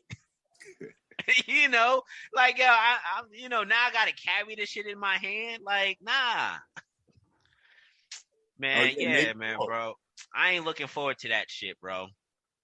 Listen, you already live in Montclair, so I don't know what you're talking about. Like, they already again, because I live in Montclair doesn't mean I do a lot of shit in Montclair. Because man, I go to places where they still give me plastic bags, and I appreciate that shit. In Montclair, they got rid of plastic bags, plastic straws, styrofoam. Like, bro, now when I get food, and I don't if I get food in stores. Montclair, if I go to get food in Montclair and that shit, whatever it's in, I gotta hurry up and get it home because that paper container is soaking up all the juices and falling apart by the time I get home. Like, oh my God.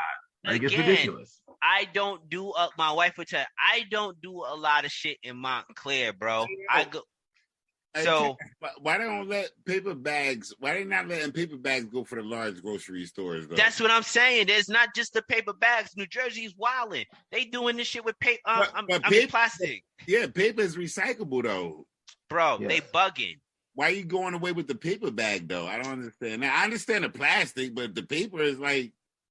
Yeah, Trader Joe's is no longer gonna have fucking brown paper bags, bro. They bugging. Why? Bro, I didn't know that was part of the deal. That's what I'm saying. You ain't seeing this shit. Yeah, I'm reading this. Yeah, that's why I'm like, yo, wait, what's wrong with the paper bag? A paper bag could be recycled. I don't understand the paper. I understand the plastic. I get that. But the paper could be recycled and it be turned into something. Here's my question, right? They're doing away with plastic. Does that mean now all your water bottles and soda bottles are all at the Quick Check and the 7-Eleven are gonna be glass? Nah, they haven't. But that's probably gonna happen. Yeah, they haven't figured that out yet. If you test the water bottle lately, especially at Poland Spring, the plastic is getting real thin. Flimsy. Yeah. If you touch one lately, that shit getting like it crushed mad quick. Yeah, that shit ain't yeah. It ain't like it. It's been like that for a while now. Yeah, it has been like that for a while. You're right. It has been like that for a while. It's been like that for a while now. Yeah, your Trader Joe's, bro, you got to get bags, yo. Tell your wife. They said a trade publication, most grocery stores between 12,000 and 40,000 square feet ain't trying to serve this shit. But if you're a non-grocery or retail store, you can still provide paper bags. So that's where I'm going to go. I'm going to go to a retail store, ask them to give me like 8 bags when they're bagging my shit. Retailer or a small bodega, you're fine. Listen, at the end of the day, y'all just gonna have to learn to, on a day-to-day, carry a backpack with you, carry all your shit when you go to the grocery store. Just like you go to 7-Eleven or something. But then, as a black man, I don't want to be looked at suspicious with a backpack in a store. Backpack, right? Well, you don't have a choice. Yeah, I mean, because if they have to give you a bag, they just be like, all right, we don't pay for pay for all your shit, carry it out with your hands. Yeah, I think it does this, especially for your wife. Especially for Joanna, I think it does this. It makes you shop more. It makes you shop more because you're not bringing out that many bags. So I go to the store this week and I'm picking up these things, and then next week I'll go to the store and get these things. Like, you only really want to... actually, if anything, I think it'll make you more strategic about your shopping. That's what I'm saying. Because you're like, I got to carry all this shit out. Yeah, because that's what I'm saying. Like, strategic. It make you like, all right, this week I'm going to get these things because I'm going to 2 bags. I got 2 hands. I got 2 bags. I'm not trying to do...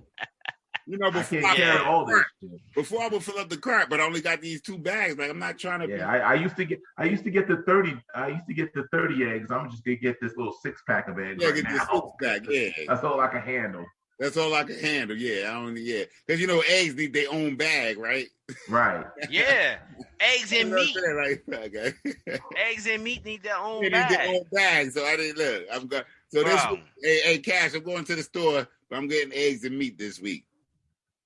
I hope you want some special meat, nigga, because that's all I'm buying this week is eggs and meat, nigga. This shit's about to be... I go get some fucking vegetables and shit. This is whack, bro. I mean, it is what it is, because, if you go to Costco, it's been like that forever. Really? I've never been to Costco. Costco don't get no bags. You don't get no bags at Costco. You never got bags at Costco. Or something. I've never been to Costco. Yo, you've never been to Costco? That's crazy. Yo, that's bananas. We need to take our book club to Costco. And do what?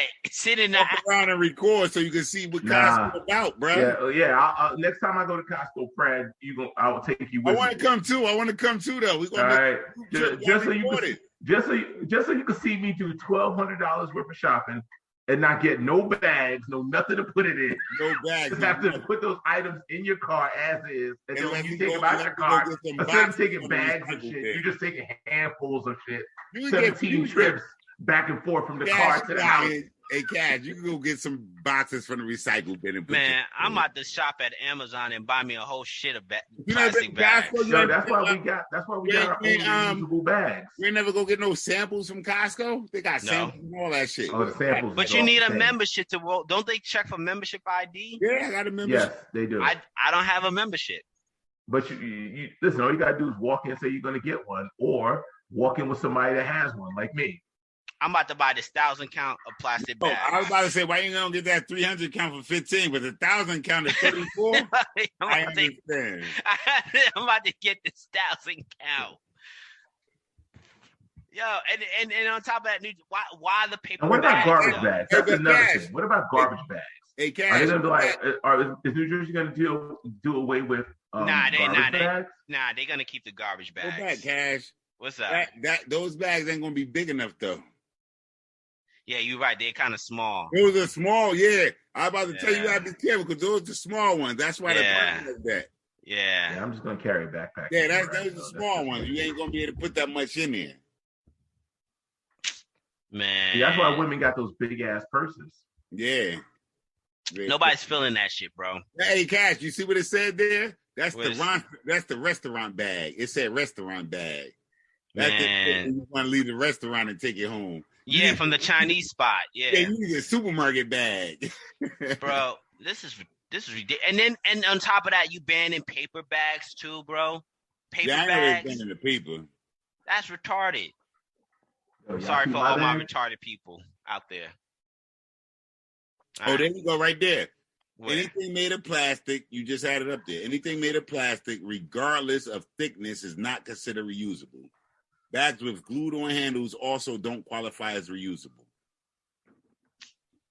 New Jersey's bag ban is unique in its restriction on paper. New York plastic bag. Yeah, New York, you can still get paper. Stores just charge you more for them. So why can't the handles be glued on? I'm trying to understand what's the problem there. The glue. Like the glue. This just gets more and more bizarre. Because glue, when you have the glue on there, you can't recycle the paper because the glue makes it like where you can't recycle it correctly. It's some dumb shit. Excuse me. Yeah, it's some dumb shit. It's some dumb shit. It's dumb. Man, all this to save the environment.